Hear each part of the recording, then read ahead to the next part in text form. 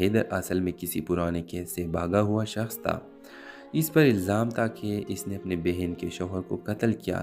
صبا کے قدموں تلے زمین نکل گئی۔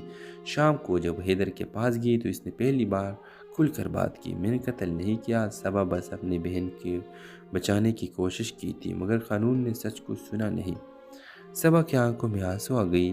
پھر آپ یہاں کیوں چھپے ہو؟ کیونکہ آپ نے یقین نہیں کرتے۔ میں صرف چاہتا تھا کہ کسی کی زندگی بہتر بنا سکوں، تمہاری طرح کسی کو امید دوں۔ یہ الفاظ صبا کے دل میں ہمیشہ کے لیے نقش ہو گئے۔ اگلے دن پولیس حیدر کو گرفتار کرنے آئی، مگر صبا نے اسکول کے سامنے کھڑے ہو کر کہا، یہ شخص مجرم نہیں، استاد ہے جس نے ہمیں جینا سکھایا ہے۔ ہیلو ویورز، رات کے اندھیرے میں جب پورا محلہ سو چکا تھا، صبا چھت پر بیٹی چاند کو تک رہی تھی۔ ٹھنڈی ہوا اس کے بالوں سے کھیل رہی تھی، مگر اس کے دل میں طوفان برپا تھا۔ نیچے گھر میں اماں سو چکی تھی اور ابا پچھلے 3 سال سے اس دنیا میں نہیں تھے۔ زندگی کی ذمہ داریاں، رشتہ داروں کی طنز اور غربت نے اس کے چہرے سے وہ مسکراہٹ توجہ کا مرکز تھی۔ صبا کو ہمیشہ سے پڑھنے کا شوق تھا، لیکن حالات نے اسے یونیورسٹی کے دروازے تک جانے نہیں دیا۔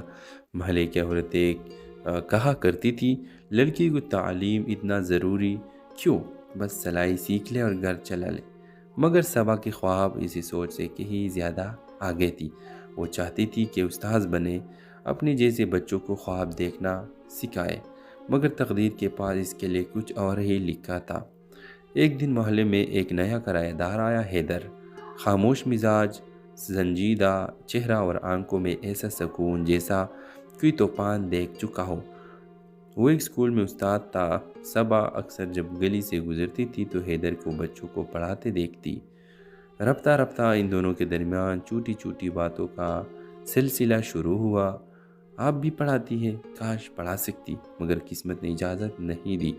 یہ سن کر حیدر کے چہرے پر ایک ہلکی سی مسکراہٹ آئی، جیسے اس نے کچھ فیصلہ کر لیا ہو۔ اگلے